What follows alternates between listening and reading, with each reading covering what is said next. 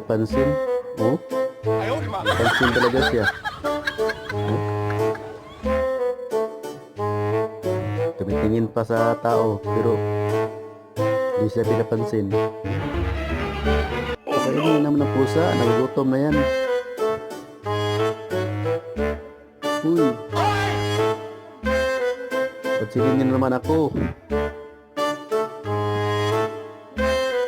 Ang bihira mga tao dito. Hindi ako pinapansin.